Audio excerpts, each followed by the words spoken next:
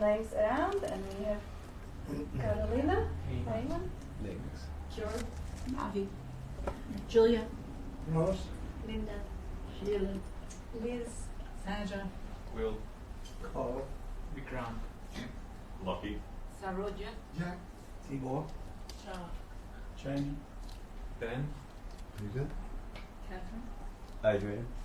Anita, Dean, Jacinta, Michael, Natalia, and Misha, yes, and Bob. And we're gonna. Thank you, darling.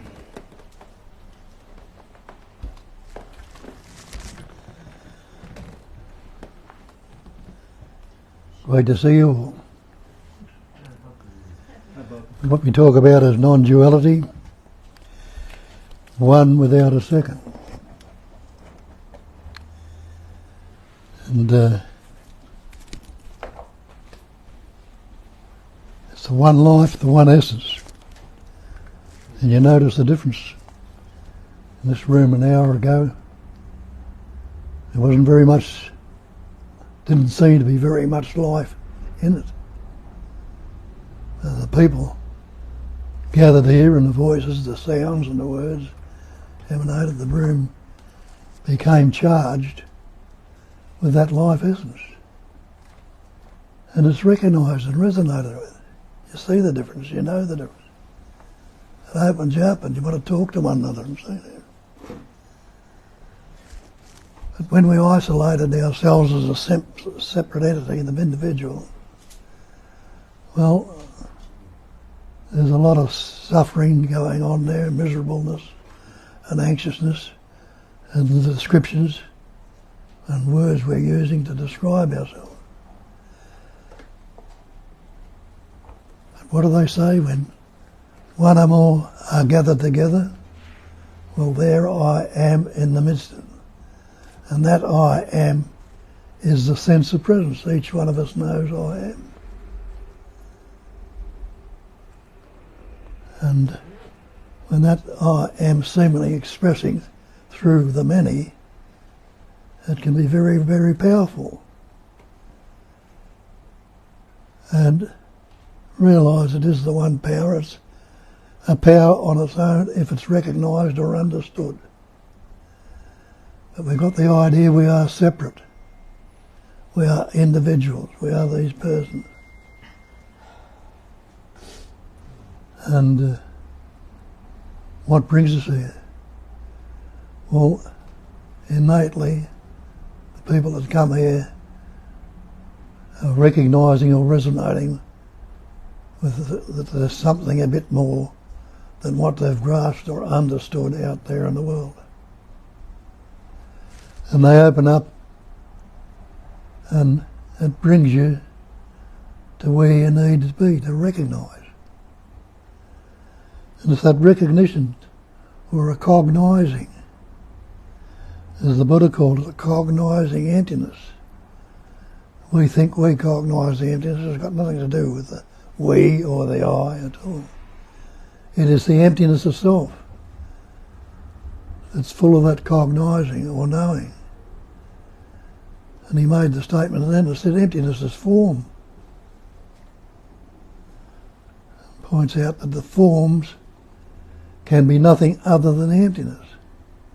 So you and I are all patterns, shapes and forms, and the furniture and everything else in this room are patterns, shapes and forms. What are we all appearing in? What's this manifestation appearing in? And they call it a phenomenal manifestation. A basic space of phenomena. The base of it all, or the space of it all, is that emptiness, the cognising emptiness. That's why they call it one without a second. And it needs to express itself, so it appears in all its diversity as the different pattern shapes and forms. But we believe that different pattern shapes, this is I or me, a separate entity. And the sense of separation is isolation. It is loneliness. It's moved away from the singularity into the believed in many. And each one of us, while we take on that idea that we are this person, we are this individual, we are the separate entity, well, that causes all the psychological suffering. The fear and the anxiety, the stress, the guilt, the shame, remorse, all these things that come up in this pattern, which when investigated, you see the pattern is not how it appears to be. Am I this person? Am I this body? Am I this mind? And it expresses as the thought I am. But where did that thought I am come from? It's a word that we picked up when the capacity of reasoning developed in us. Where did you come from in the first place?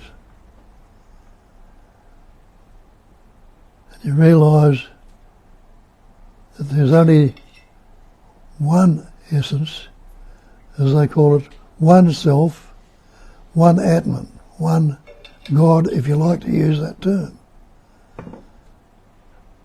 And we learnt the words I am when our parents, we learnt names because of our parents fussing around us, spoke the words and said, you little Johnny or you little Jane, and led her to say, well, I am little Johnny, instead of investigating and recognising that what the ancient things tell us, that I am is the one essence that's pattern, shapes and forms and expresses it everything. They call it God, if you like, but there's only the one God. But we've got a different concept in different religions and different traditions. We've all got our different concepts and ideas what we believe this God is, instead of realising it is the basic space of phenomena. The manifestation is a phenomenal manifestation. And the definition of phenomena is that which appears to be. It's all appearing to be so, and all appearing to be very real. But can you postulate or think of anything that is outside of space? Are you separate from space? Try and separate yourself from the space. And what is space? Can you find a centre to it? Do you find a circumference to it? Does it have any beginning or any ending? It can't have any beginning or any ending. Space is no patterns, no shapes, no forms. It is no thing. And all this manifestation, including you, me, and every other pattern, shape and form, are things. All the content of space, the no thing. Can something come from no thing? It can't. So though it's appearing as things, all this manifestation is like that space-like awareness. Now that awareness, as I say, is suffused with that knowing or life or intelligence, which you call awareness, which is prior to consciousness. And the consciousness appears on the awareness. And we take all the words and names and shapes and forms, and we've got this manifestation. But is anyone unaware right now? Because that's how they explain non-duality. Sat, Chit and Ananda. Nama Rupa, 5 factors. Sat is existence. Chit is consciousness, or Nanda is loving to be. So with anyone who's not existing right now, and you realise, no, I am existing. You can't negate it, you can't deny it. Anyone who is unaware, and you realise, no, you're not unaware, so you have to be aware. You can't tell me what awareness is, but you know for certain that you are not unaware, that you couldn't say, do, or be anything if that awareness wasn't there. And awareness of being is the bliss or knowing of that beingness. Awareness of that beingness. You call yourself a human being. We call God the Supreme Being. Take away the word human. Take away the word supreme. Try and negate your beingness without the word. So we think we've got to become something. We hear about these so-called realised beings and saints, sages, saviours and seers. Because they've understood it, people set them up as saints, sages, saviours and seers when they're just pointing to the truth. And so they set up, some of them form religions around it and get locked into conceptual religious beliefs and miss out on the simplicity that there is only life. It's only the one life. There, Nisargadatta tells you that when he says there's only life. Nobody who lives a life. And we got this idea we are this body, mind. But you are the life that is fashioning, shaping, patterning and forming as this body, expressing as this body, as expressing, patterning, shaping, forming and everything else in this manifestation, which is appearing as things, patterns, shapes and forms. But it's still that no thingness, or space-like awareness. Awareness like space. So, in the recognition that I am that essence, and it takes away a lot of these concepts we have. We've got this idea that I am this body, I am this mind, I am this person. But innately, when you look at it and investigate, are you the body? Are you the mind? Are you the person? You say my body. You say my house, my car, my coat. And you know you're not the house. You know you're not the car. You know you're not the coat. Well, maybe, if you're like that, you're not the body either. And when you look at it, you realise it's true. What's this body made up of? Made up of elements. Air, earth, fire, water, space. Aren't these elements all around you right now? You're breathing air. There's water in your body. Your body's 60% water. The earth, we're on the earth. We're out in space. All those elements are there. And all those elements can be broken down into subatomic particles. And those subatomic particles can be broken down into pure energy. So all this body is a vibrating pattern of energy. It's not the person. We've got the idea this is me. Where did you come about? Well, where did that life that is expressing as you, where did that come from? Go back as far as your parents, your father and your mother. That animating life essence in your father. Enable in that pattern through the food he's eaten, the air and prana and the breath he's taken, enabled in that pattern a little microscopic particle called a sperm to form. You can't see that sperm with your naked eye. You see a blob of goo, but put it under a microscope, you'll see there's life in it. It's moving around, it's vibrating. The same in your mother. That animating life essence in your mother enabled in that pattern an egg or an ovum, another microscopic particle will form. That sperm, that egg, attached itself to the wall of the uterus, implying it was suffused with life or intelligence to do that. It wasn't floating around accidentally or willy-nilly. It set itself to the wall of the uterus, and the sperm was the same. It had the capacity of swimming to the ovum. It knew what to do. And when those two came together, that same life essence, vibrating, patterning, shaping and forming, brought those two together, mingling them, and formed the little embryo, the little fetus, which is what you are today. What were you doing about it then? What did you know about it then? Nothing at all. But you were alive, the breathing was there, the heart beating was there, but you had no words. You hadn't learnt any words or language.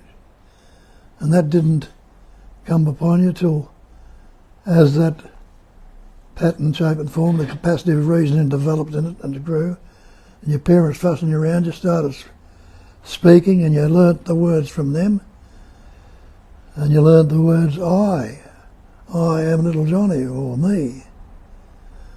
And from then on we learnt other words. And we took the word to be real, the word to be the thing. But is the word the real? What's word? Sound, voice, concept, mind. But we got the idea, I am this body, I am this mind. And my mind tells me this and my mind tells me that. But show me this thing called mind. You're saying my mind, just the same you said my body. Who? Who is it that has the mind? Or who is it that has the body? Is it the body itself? Is it the thought itself? It's not. But that body, that thought and energy needs something to express through. So it forms the pattern of the body. It forms the trees, the flowers, the planets, the stars, and the insects, and everything in this manifestation are patterns, shapes and forms, which are nothing but vibrating energy appearing in that Atman or self, the one self, not a personal self, the one being. It's Satchidananda again. Being, knowing, and loving to be. That beingness is suffused with intelligence. It knows. And it's not the I know this or I know that. It is the knowing itself. And that knowing is loving to be. None of us want to be dead. If we can avoid it, we want to continue this loving in us. And we love to be. But because of the way it's taken on the sense of separation and the words we've learnt which are continually dividing and separating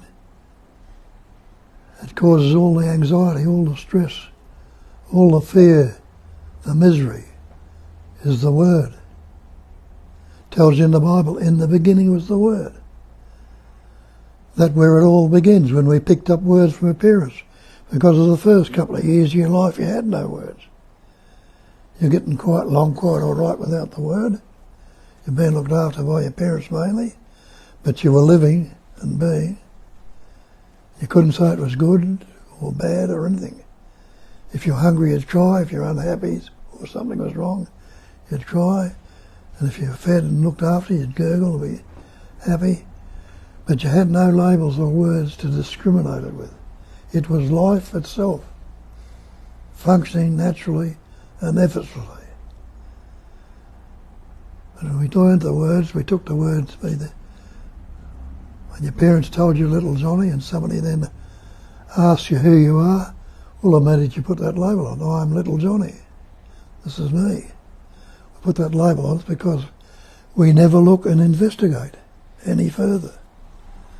And so we carry on from there, and we learn these words, and the words we learn, we look at the word. Is the word the thing? Well, the word's not the thing. Take the word water. Drink it if you can. Drink the word. The word fire. Cook with the word. Eat yourself with it. Burn yourself with it. The word I or me. Do what you can with that. What can you do with that? When you're related to this conceptual image, you try to do something with it, you don't get too far. Because the thoughts keep coming up, more words and concepts appear, and the energy of belief goes into them. Instead of recognising that you are prior to the word. And how would you recognise that? Well, realise for the first couple of years of your life you had no words. And yet you were living, you were being, and you're knowing that you were living and being. You learnt words and carried on, took the word to be real. Instead of then being, you had what these words told you, you had thought you needed to become something. If I do this and do that, I will become something. But becoming implies a future time. And there is no such thing as becoming. Because when you investigate time, you'll see time itself as a mental concept also. Is there a past if I don't think about it? We'll have a look at that for a minute. If there's no past, if I'm questioning it, can I say there's a past without a thought? Well, I can't. But then I'll think I was living the past. Well, try and live yesterday. Yesterday might have been pretty good, it might have been horrible. Go back and try and live it. You realise you can't live it, you can recall some of it. But when are you recalling it? You can only recall it right now. You can't go back and live yesterday. What about the future? You've got a future, later on today I'll do this, or do that, or become this and become that. You can anticipate and imagine the future.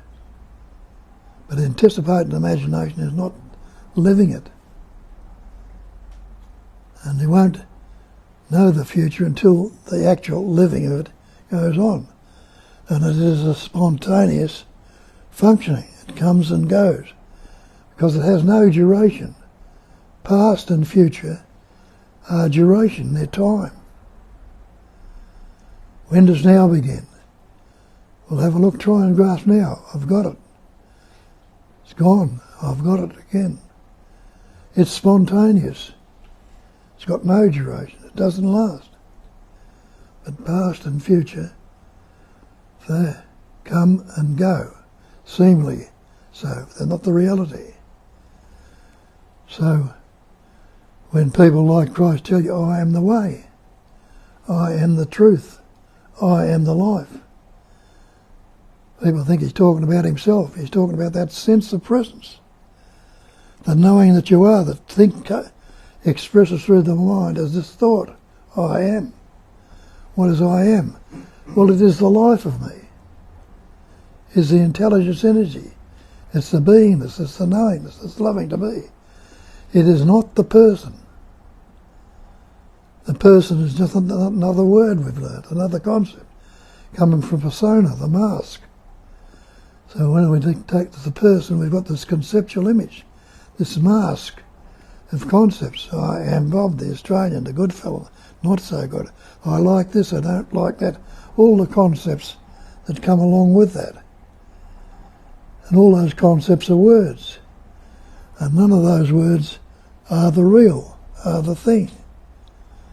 They're all descriptions and beliefs. And when you look at the description, you realise the description is not what we're describing.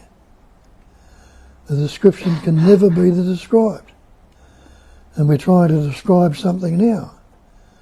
But it's not its description. But if you have a look into it and see for yourself that prior to the words, prior to the thoughts, you can't say, I am not. There is a knowing there that I am. And what is that I am? It is a sense or the recognition that there is a presence awareness here. Not a future awareness or a past awareness. A presence awareness is happening presently.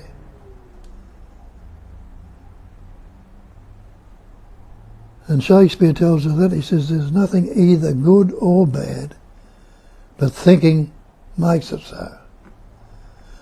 And Wei Wu Wei tells us nothing. Why are you unhappy?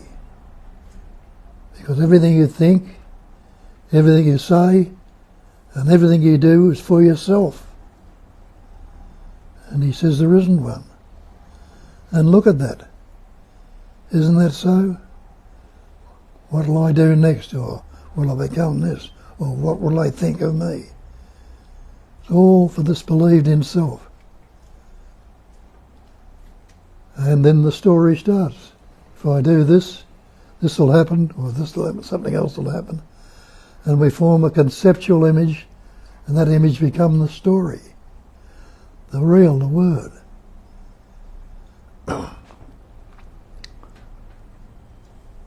But where does the story take place in? Doesn't it take place in time? If you recognise time as a mental concept,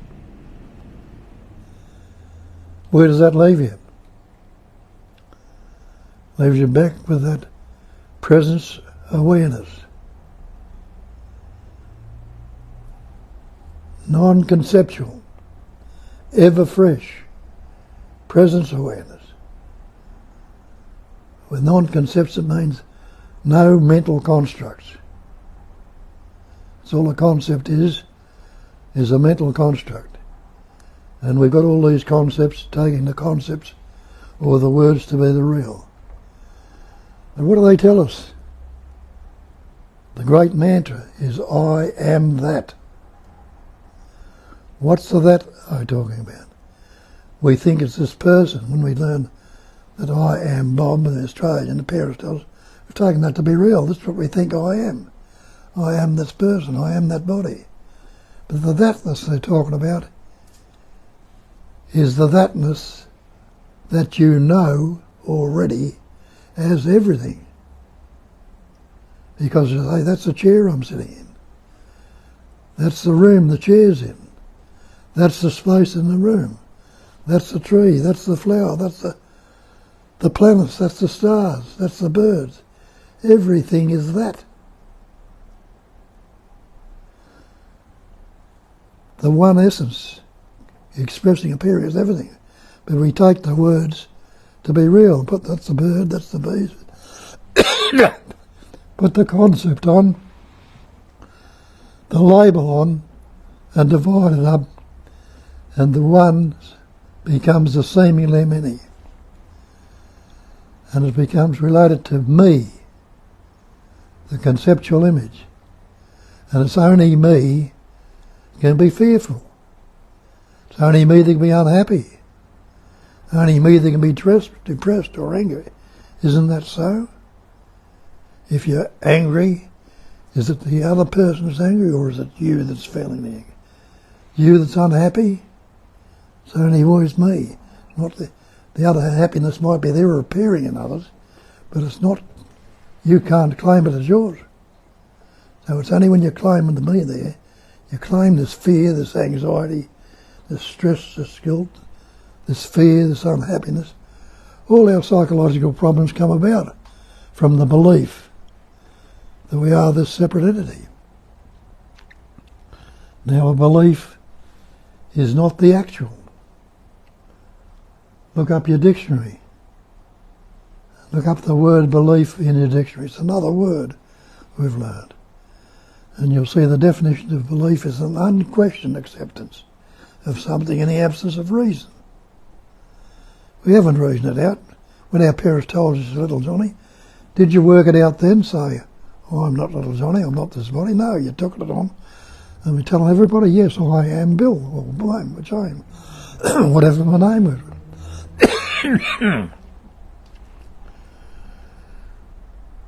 So an unquestioned belief that I am this person. A sip of coffee. Yeah. Acceptance of an alleged fact without positive knowledge or proof. There goes the other one.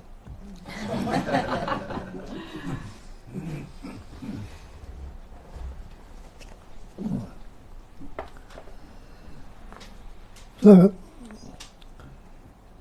when you investigate and question, it all points back to that one reality, the non-dual, pure intelligence energy, which patterns, shapes and forms and experiences as everything. Now you see this room full of so-called others, but it's the same life that's expressing through each and every one of us. And you are that life. Now you might believe you are separate, or you're different from this one, or you haven't understood it, or haven't grasped it, or they're better than what I am. But that's all conceptual image we take on board and believe on. But they say, know the truth, and the truth will set you free. What are you free from? You're free from the belief that you are this individual, you are this person. And if you're not this individual, not the person, what are you? I am that.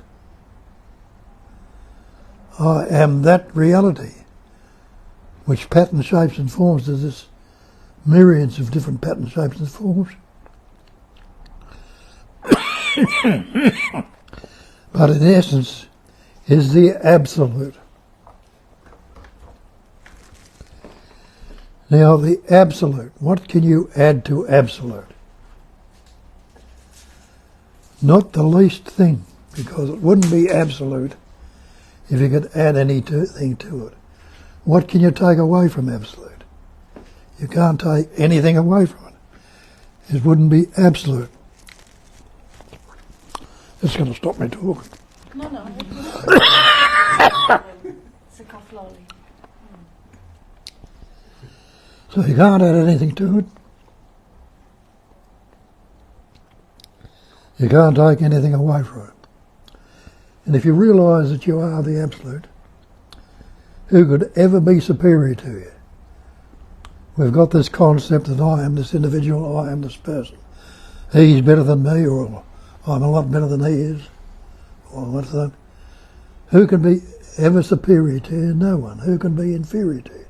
No one. And what would you want from anybody else? Not a thing. Because it's absolute, it's there for you already. It's yours. But we don't realise that. And so we're looking to try and become the absolute. Not realising that becoming implies a future time. It's not being. Being is the immediacy. Becoming doesn't happen. We think it does, but it doesn't. So you are that pure being. So instead of trying to become the absolute, if we do this and do that and practice this, what do? We get involved in all the mental constructs, and the story we've got about ourselves keeps going on and on, becomes worse, brings up the fear, the anxiety, the misery. It's only me that can be unhappy or fearful. Me is the cause of all my psychological suffering. And the effects of that cause are the fear, the anger, the depression, the guilt, the shame, the jealousy, the envy. All those things are the effects of the cause. And that's what so-called karma is, cause and effect. If I ask the simple question, can there be an effect if I'm not relating it to a cause? Well, ask yourself the simple question and look at it. Where can the effect lodge if it's not relating to a cause? The cause is seen as false. There is nothing to relate it to. And relationship, remember, is duality, relative to. And we've got this idea sewn into our heads of all this relativity, and especially the male-female relationship. So realising is that life or that love in action that you naturally bring together. But when you get that concept and idea of it, you get full of lust, you want this one and that one and the other, and you're not satisfied with the natural sense of well-being and the love that comes up and expresses through you in allowing it to be, getting a taste of your true nature. That which is breathing you, beating your heart, growing your hair and your fingernails, digesting your food, the natural beingness, the sense of being well, of nothing wrong anymore, well-being, being right now, not wanting or will be. That's what has to be recognised. And a lot of you here do recognise it. You wouldn't be here if you hadn't looked into something other than some of the things we were taught in childhood and believed to be real. Gods and devils and different things. Look at some of those stories that tell us. Story of Adam and Eve, for instance. In paradise, the Garden of Eden. What did they do? They ate of the tree of knowledge of good and evil. In other words, they learnt words. As soon as they learnt words, they're kicked out of paradise. And isn't that what's happened with us? Till we learn the words, everything's all right when you learn the words. I'm not good enough, or I'm fearful, or what have you. So that's what we're going with. In the beginning was the Word. The Word was God, the Word was God. That's all that God is a Word. And all things were made by Him, by the Word. Isn't that so? There's nothing you can speak or say that's not haven't got a word for. All things were made by Him, and there was nothing, no thing made that was made without the Word. And we've got words on everything: space, trees, flowers, birds, animals. We discriminate it with the Word instead of seeing it's the one life, the one intelligence entity, the one being. And the being is not becoming. It's not what was. It is being. Human being, right now. You believe you are human. Take that word human off. If you believe in God, you'll call it the Supreme Being. Take that word supreme off. Try and separate your beingness without those words. Can anyone in this room jump up and say, oh, I'm not being right now? You can't. You can't deny your existence. That's another name for it. Existence, consciousness, bliss. Satchit and Anand. So what are you seeking? Realise what you're seeking you already are. And they tell you that in the scriptures. What you're seeking you already are. And the search itself becomes the problem. Recognise that and see it as the truth. And see what falls into place then. And it'll bring about the changes that are necessary. So that's basically enough from this particular pattern. So get to carry on from there. And those of you that know it, let somebody know about it, tell it. Because it might be somebody else might hear it in different ways the way I'm saying it, which might ring a bell with them. And that's what's got to happen. If it's got to resonate with you in your words and your way. and that's how it will. Some of you might have doubts or questions. Well, don't hesitate to ask them. Because until the doubts are cleared away, that suffering's likely to be there. So there you go. Hey, so hi everyone, and then hello everyone online who's with us. We have 20 plus people, and we have a couple of comments, a lot of good morning messages, and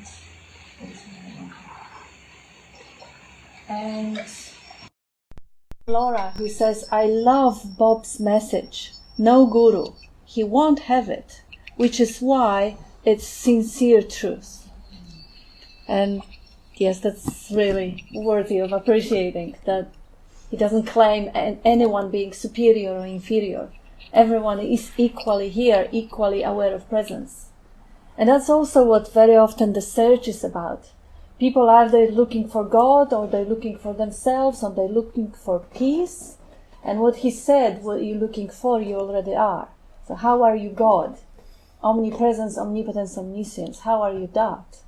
See where is that true. Or looking for oneself. Where and when can you ever experience not being present? So you are the all presence. Whether you call it my presence or omnipresence or God's presence, doesn't matter how you call it.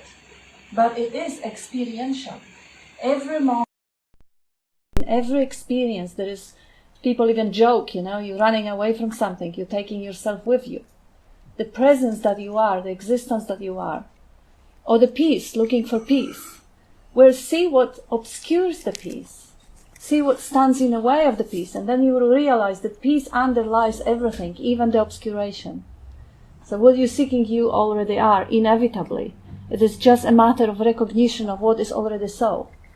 Because if it wasn't, as Bob says, if there was something to gain or something to find, what would that be, other than experience that starts at some point in time and ends some point in time? So it is an illusion, it's a phenomena.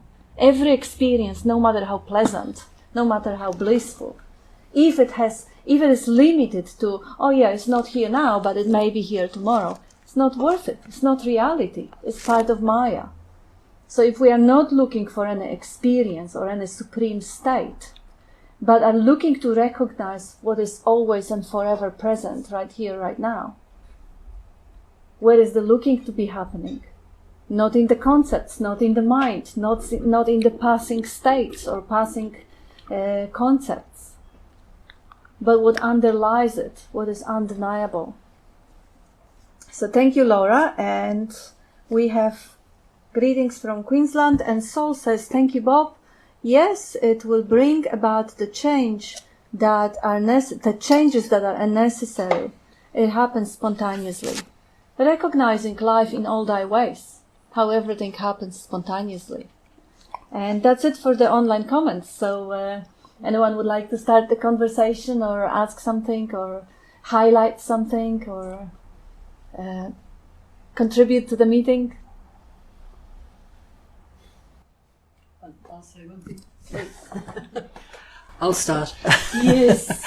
I just want to say that Bob, who lives in present moment, is forever youthful and ever alive. The aliveness is ever present.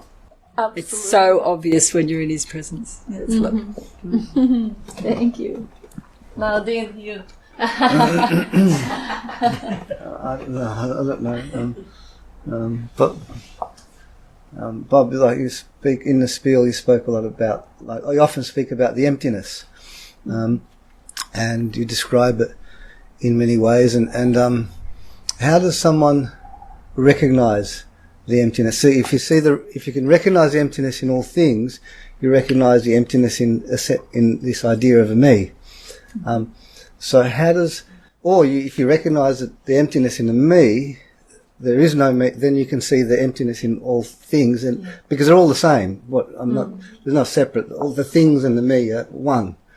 How do people come to recognise this, Bob? What's the very first thing you see? Space, like this. It's obvious to no one can not see the space. That's the first thing that you see. Yeah. But you're not used to recognising or saying things. You latch onto the conceptual images that are appearing in space. You don't notice the most obvious thing is space. That's what they call the basic space of phenomena. It's like the movie screen. Everything. The movie appears on the screen. It can be all sorts of things happening on the screen.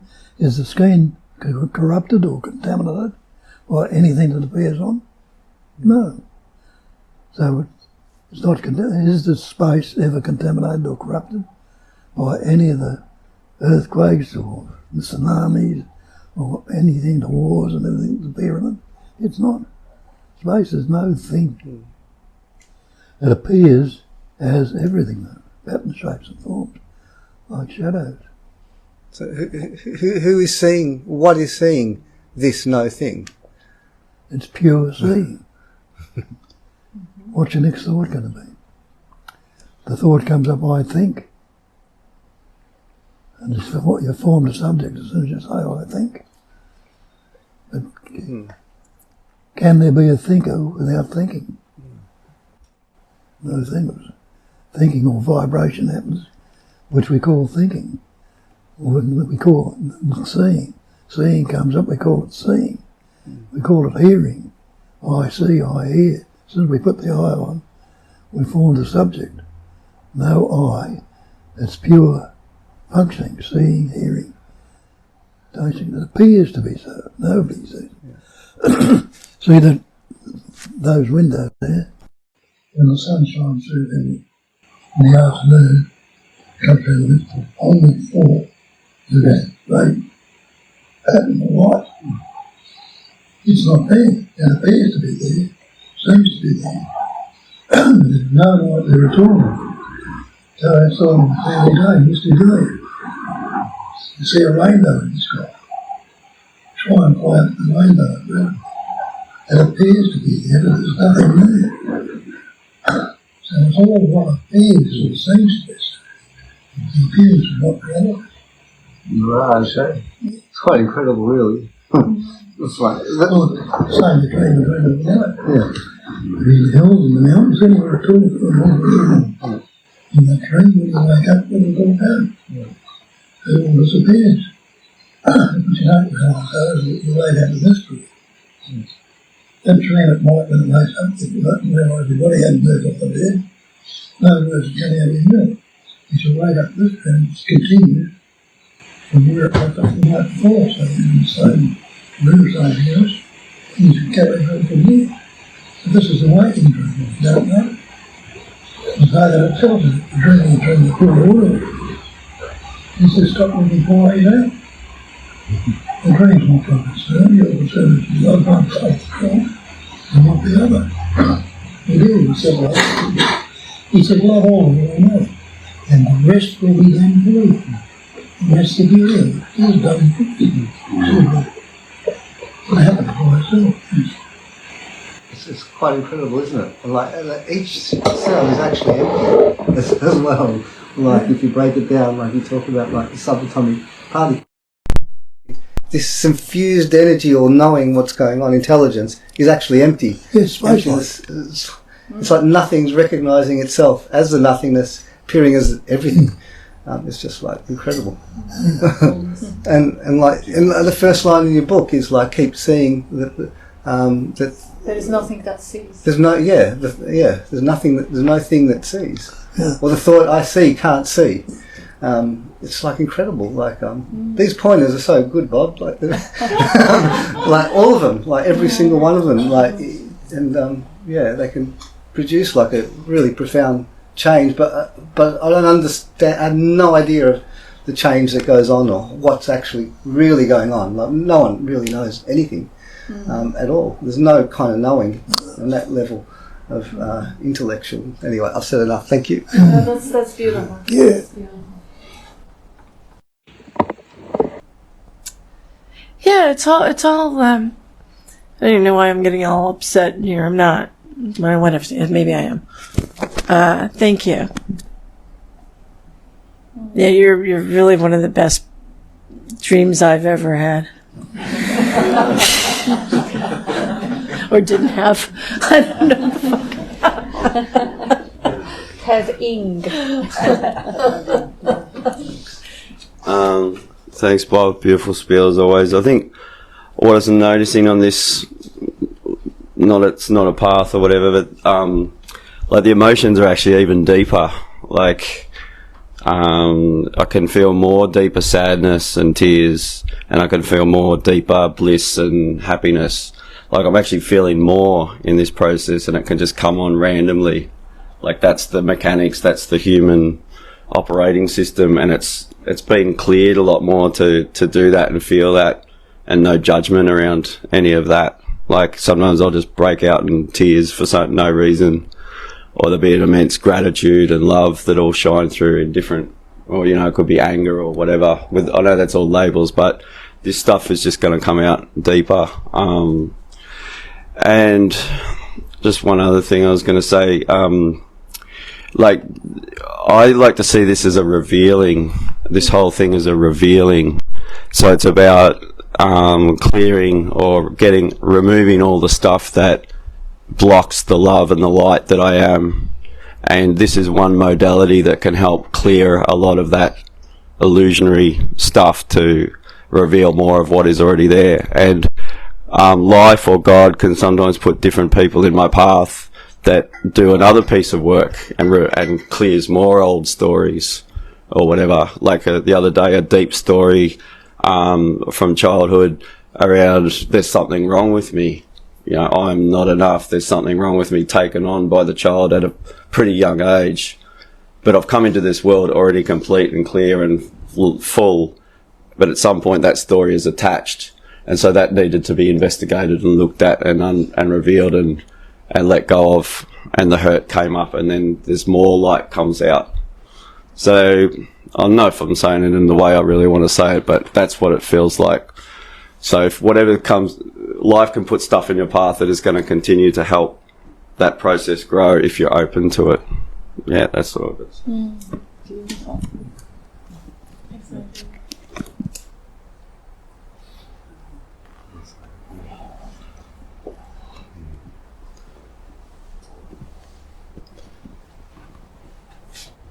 No, I won't.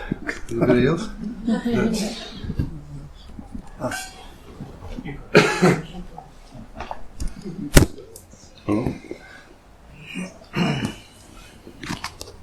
Hello.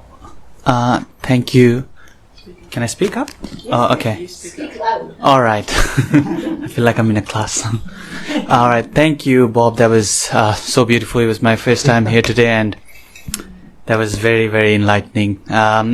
My question is, like, the more I think about it, so our true self that we are, so I feel like you told today about how we are just a construct of words. It feels like that I've built a character in my head that I think I am, and that has like so intertwined itself with the true self that it's just added layers upon layers.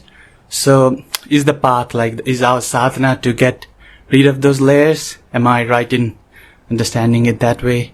Just these layers that I built upon and covered the true self with it.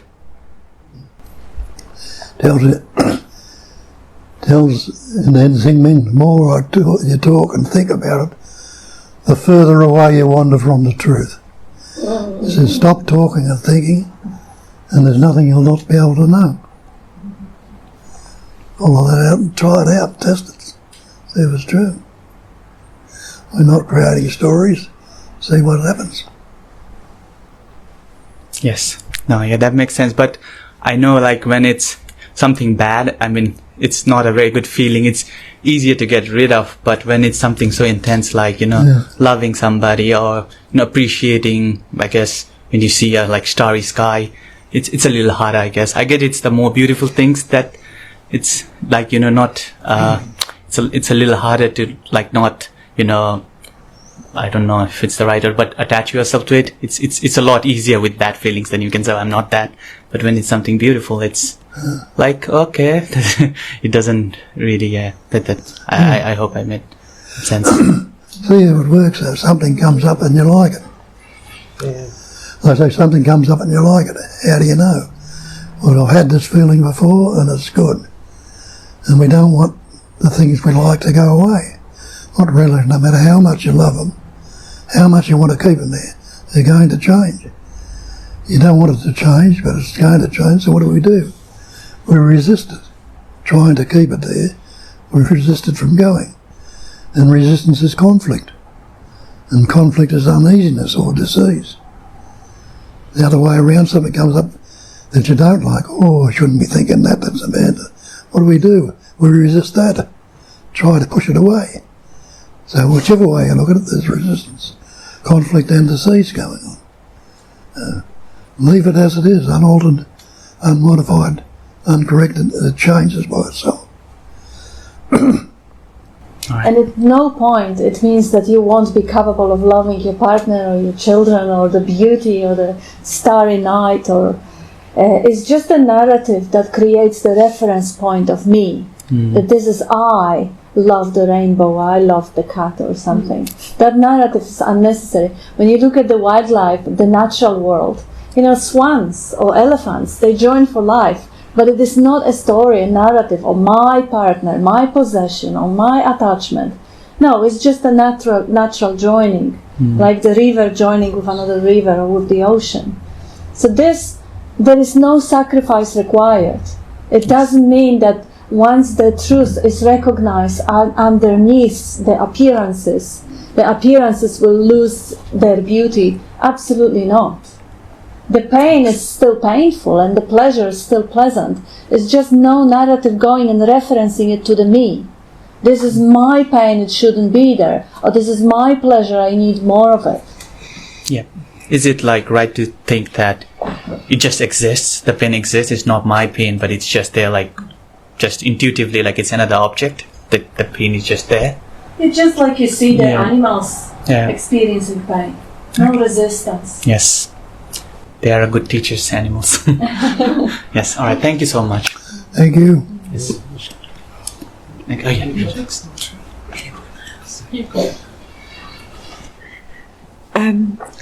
So I'm just basically questioning the very basic,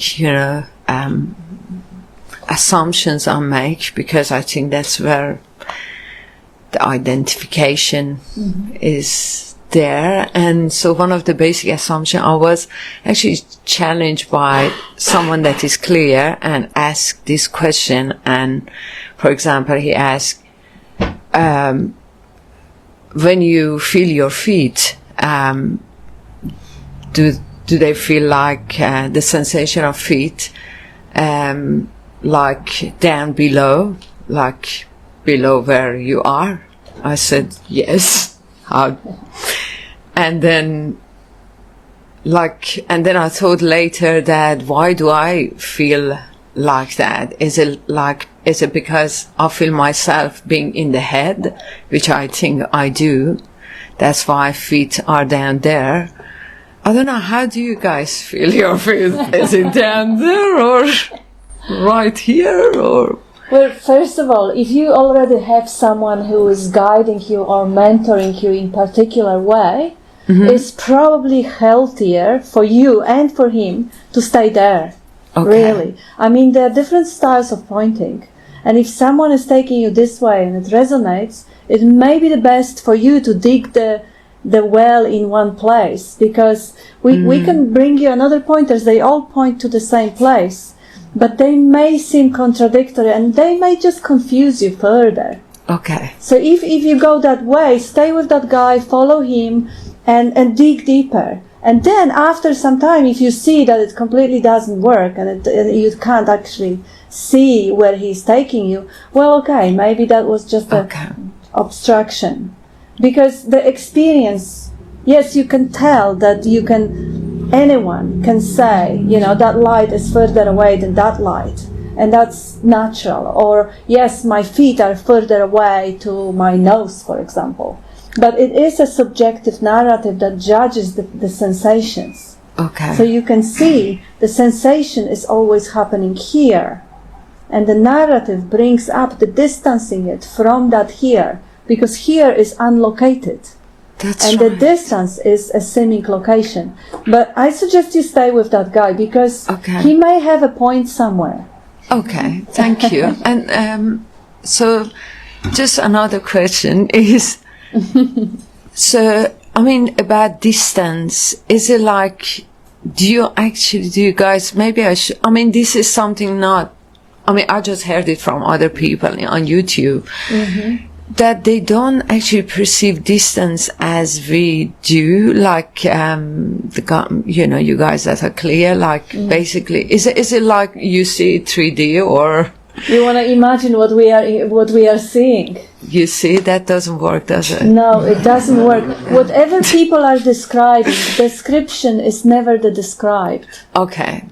This is pointless place I'm going, absolutely right? Pointless. Imagine what did they mean by saying this, that, or the other. But if you look at the pointer that Bob made initially, what you are seeking, you already are. So if you are looking for the change or shift in perception, you are looking for the experience, not for the truth.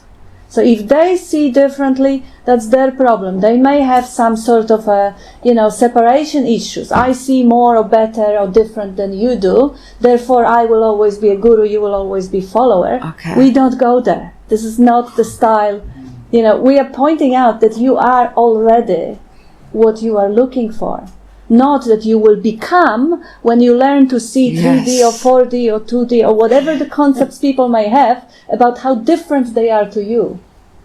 But if you resonate with them, take it all the way until you see that may be the direction you don't want to go. And then when you're clear about that, then you don't have to bring them here.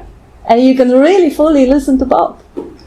That's right. Because I constantly this is very helpful. Yeah. Because when I try to understand what they say, I'll go to my head.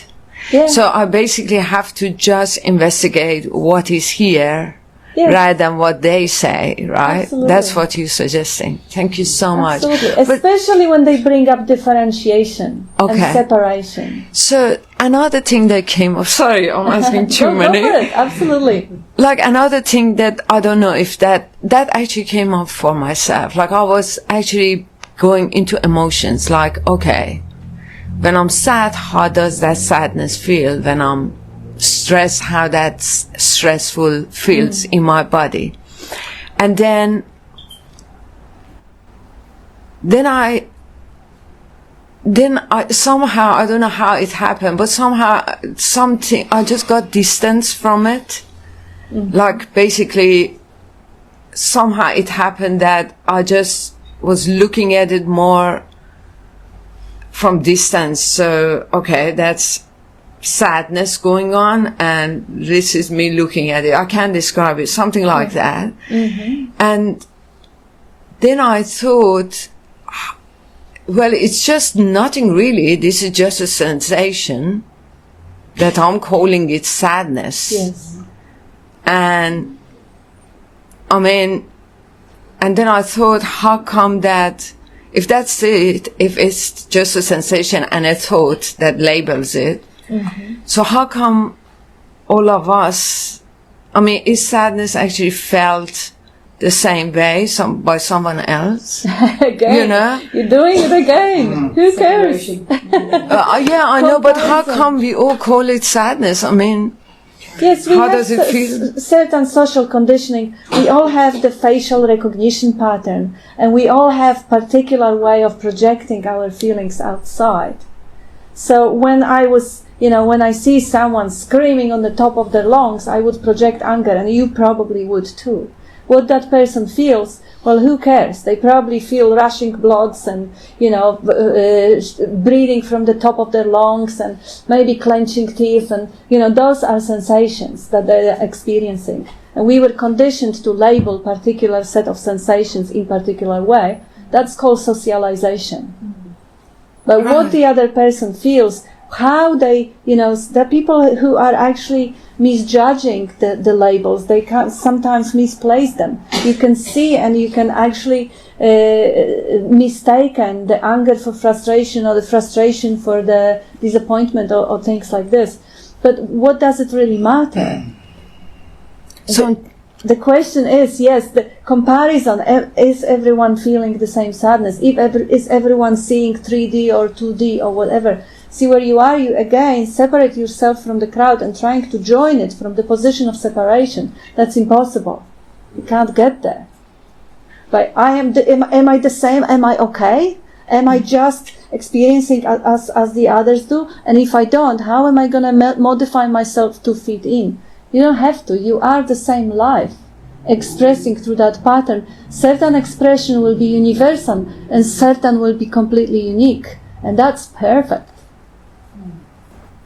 Yeah, but where I was going with that was like, you know, when you say, Bob says, you are that knowing, which I'm not quite sure what he's pointing to, but I thought, could that be that if we all experiencing a certain sensation, and really honestly, I've never really looked at my sensation of sadness before, how it actually feels, but all my life I called it sadness, and someone else also does the same thing. Yeah. And then I thought, well, somehow we all by nature know it's called sadness, because how else we could know? We're not in each other's head. So is that the knowing that Bob says, like knowing of the sensations, knowing of, you know where I'm going? Yes, I know what you're saying, and I do actually applaud you for realizing that the sadness is a label that you put on a set of sensations. That's the good thing. That's a beautiful direction to go. But there is even more primal knowing than the knowing of something. You know, like you have the seeing, the capacity for seeing, and then seeing the lamp, seeing a person, seeing this, seeing that. You see, the seeing of something is somehow the utilization of the capacity for seeing. And then knowing of something is utilization of the capacity for knowing. Like, you know that you exist, but can you say that I exist is an object of knowing? No, it's not an object. No. It's the pure knowing. It's undeniable knowing. Within that, you can also know about the weather, know about some news or whatever. But the primal knowing, the basic screen for the knowing of, you know, like Bob says sometimes, you have the awareness, which is potentiality for the consciousness, and you have the consciousness, which is actuality of the awareness. And that consciousness is a consciousness of. Right. But the awareness is even more primary to the consciousness of. But you can't objectify it, but you can't deny it. Okay. So there's no need to worry about it with the thinking, with dualistic thought, which will say, oh, is it this or is it that? But yeah, keep investigating. Okay. And see, hit the wall with that. That's the point. That's where the mind lets go and gives away, gives up. When it repeatedly hits the wall, it can't objectify itself. The very thinking capacity, what we call mind, cannot be aware of the thinking capacity. It can see the thought of, but not the capacity itself. Okay. The source, the capacity. Thank you. Thank you so much.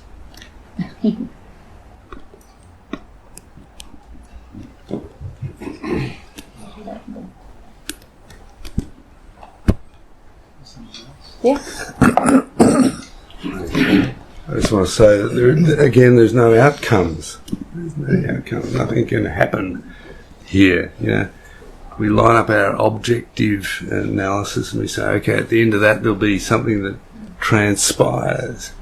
But if you can really get it, that nothing will ever transpire. Nothing ever happens. No, it's only the instantaneous realization now that you are a kind of organisational level higher than what you think. In other words, all my concepts are nothing. They're all empty. Don't you see that? Yeah. Everything that I think comes to nothing. Because it's based on nothing, isn't it? Relative to what?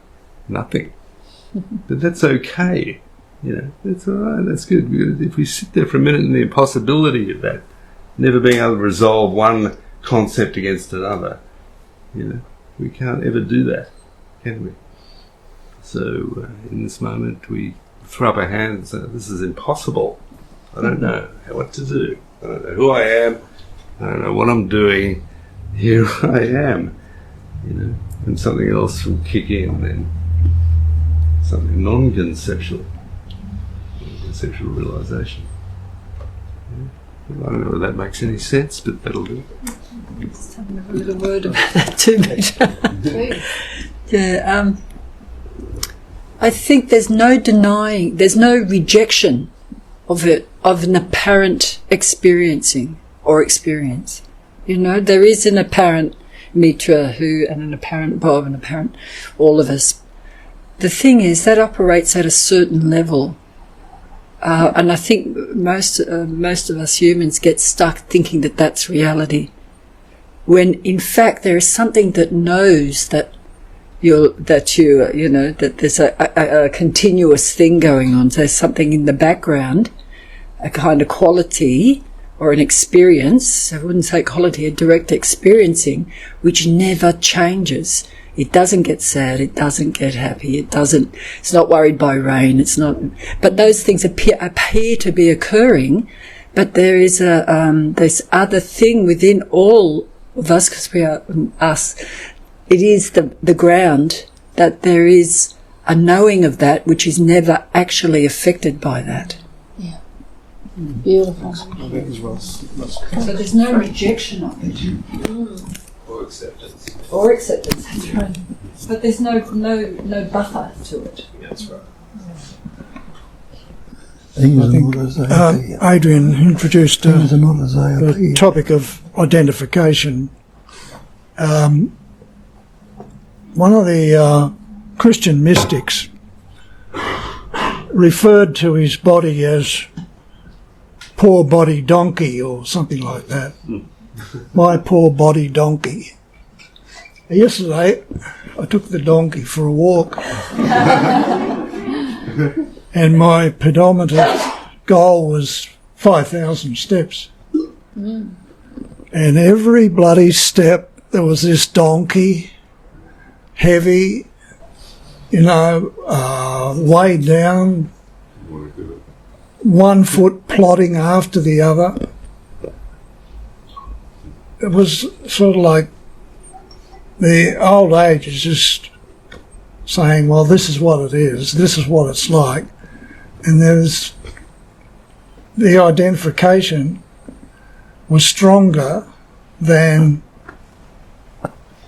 like stepping back into the awareness, but it was nonetheless poor body donkey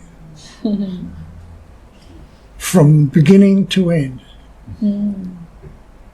with a couple of sit-downs on park seats on the way. And then, there's the clarity, there's the freedom. And then you say, well, I've got to keep going and get up and padam, step by step, off it goes again.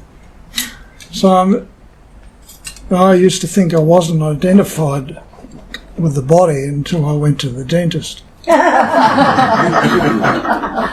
But now the body is a pretty strong identification, and I've got to own up to it and say, it's there. How do I deal with that? Any ideas?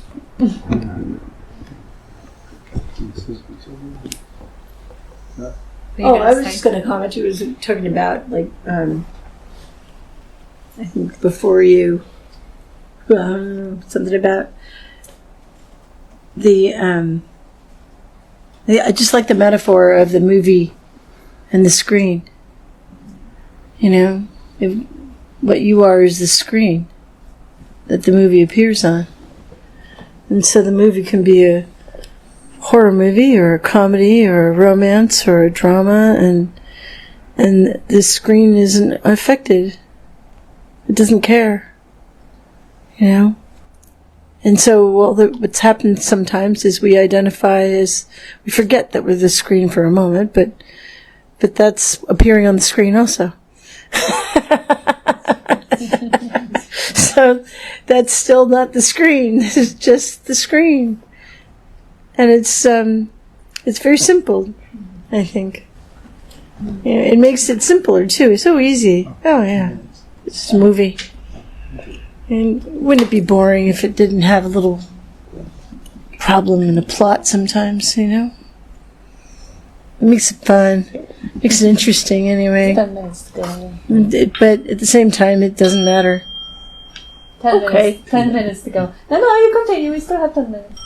I can... I'd just like to hear, Bob, would you like to comment on the thing that Ross... How's Bob deal with his donkey?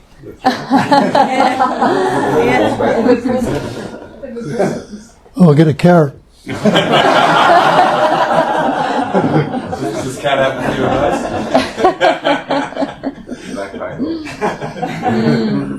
I've already have a carrot. That's the pedometer app. I just wanted to add to your screen story that we're also the directors, the actors, and the audience Yep. of that screen. That's right. Everything. Nothing that you know. Yes. Yeah. No separation. Yeah. And we have a couple of comments from Vivek here. He says, experience is for the entity, individual. Individual loves concepts and wants unnecessary experiences. Sadness and happiness are experiences to the individual. Can ever-present truth be separate or individual? It is ever-present being. Thank you, Vivek. Can I contribute to it? Ross, I think it's a really powerful and beautiful question that you've offered. I'm not quite as old as you, but I'm not too far behind. And, you know, this last year I've had a lot of physical pain in the body, and thankfully it's turned a corner.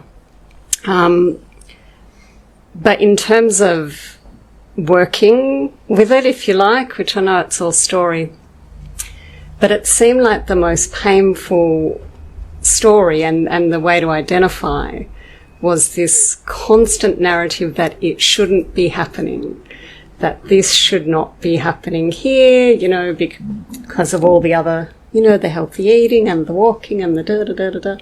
And there were moments in that last year where the pain was exactly the same, no relief from the pain, but there were times when there was no problem, and that was when there was no idea that it shouldn't be. And that is directly from, you know, having been introduced to Bob a very, very, very long time ago. But it's such a beautiful question because their preferences still arise. Like the preference was, I didn't want it. I wanted to be doing my yoga and, you know, all the things. And the body was expressing, you know, that this was not possible at the moment. And I reckon, Bob, the carrot's great, but sometime it would be great to hear you talk a little bit more maybe about, you know, we don't often get to see beautiful, shining 95-year-olds. And we all know there's been some times where the body's, you know, I'm sure it hasn't been your preference what's gone on with the body. But it seems like there's not a lot of suffering that gets attached to it there. No, it's all transient. It's all constantly changing. Yeah. But it resolves, as Banky says, everything is perfectly resolved in the unborn mind. And nature resolves itself.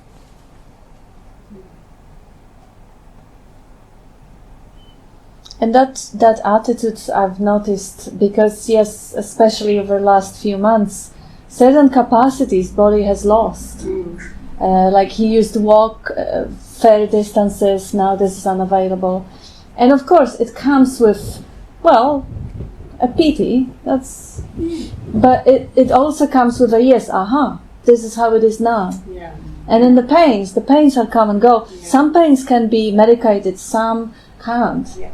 And it again comes, of course, the preference is always for the body to thrive and to stay alive and pleasure over pain. But it also comes with, that is how it is now. So it is almost as if an attitude of a student rather than the owner of the life. Life is having this is what life is experiencing. So the life is telling the body what it is now. Now it is pain. All right. Okay. Now it is pleasure. All right. Rather than, the usual narrative. No, this shouldn't be happening to me. This is wrong. This is blah. That is completely discarded and disbelieved. So we could even sometimes, it's not really funny to experience pain and to see the loved one in pain also. But we can laugh at the freedom associated with the attitude towards it. Because we still remember how it was before, when there was a lot of heavy psychological suffering coming from not accepting of what life is experiencing. But being that life, being on the same page with life, if that's how life is life's creating wrinkles or life creating toothache, okay, that's what it has. I thought, Adrian, you spoke beautifully to this earlier about, it seems like there were times when there was this intense disappointment about how long this particular scenario went on. But if there was a meeting of that disappointment as just fully like, here's disappointment, hello, then it's what you were saying before. When you really, really looked at the sadness, then it just becomes sensation. And we can put a label on it if a label comes up, or maybe not. But the problem inherent in it is gone, because it is just the disappointment. But I loved what Adrian was saying earlier about, those feelings of sadness, joy, loneliness, happiness, it's all still, seems anyway, around here, it all still comes and goes. But that extra, the second arrow of shouldn't be, should be different, that seems to be, what maybe one of the many things that Bob has pointed to. It just is. It's not should be. It just is. All sorts of things have happened there. I think you get the understanding, it'll all be clear. But amazing what turned around. And where before you want to top myself, there was a natural curiosity. Well, how's this one going to work itself out, We were on the farm, and we had the drought, the flood, had the Ross River Fever on top of it. We used to drive down to the mailbox thinking, I wonder who's suing us now. And it didn't, because I could hardly walk around then. But that turned around amazingly, got us down here, back down here. Then we got a bit of money together when we had the health food shop, invested it with a dodgy solicitor, and lost the lot. But that turned around too after a while, because the Law Institute had a solicitor's guarantee fund, and anyone who solicitors, they had to pay into that fund because they didn't want to get the solicitors a bad name. So we got the capital back after a couple of years when they were without it. And what happened after that? Different. And different challenges, everything. Life throws everything. It hasn't been just, everything. And people betraying you, like the closest ones, and horrible things, and pleasant things, wonderful things, all of it. Darkness and light, pleasure and pain. But it works itself out. I'll just finish up with saying some obvious things, like when I'm in India, there's in Tiru, there's a man who has no legs, and he's on a wooden platform with... but this man is on wheels, and through the rain, everything is reeling himself around. He has the most magnificent face. It's always... not always, I have seen him in very difficult times in the rain and stuff, but still he seems to always just be present still, He's, anyone who looks at him is always very responsive, he's very, all us humans can have really, apparently terrible things go on, but the awareness is always present. And that really doesn't change, never, ever present, ever fresh, ever new, yeah? And he was an expression of that to some degree. Mm-hmm. And I have a comment from JB.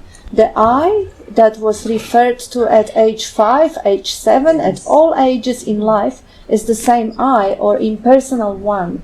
I exist, I am. That is now and always been now. It has never been blemished, affected or hurt. And it is not affected by emotions or thoughts. It has never been personal, can't describe it, only am it. It was here before words and concepts and still here, unchanged. And Bradley says life is a full contact sport. Yeah, just to finish up a little story. I had a friend once whose wife died. He was extremely upset. And I saw him for about a few hours. He just curled up in a ball and he screamed and thrashed and did everything that was required of him emotionally. Just poured out, everything came out. And then he got up and said, okay, I'm right now. And he went on. Didn't hang on to it. No, he was right in, used it all up, and the next thing happened. Thanks, everyone. Yeah, Thanks, Bobby. Thank you. Thanks, Cal.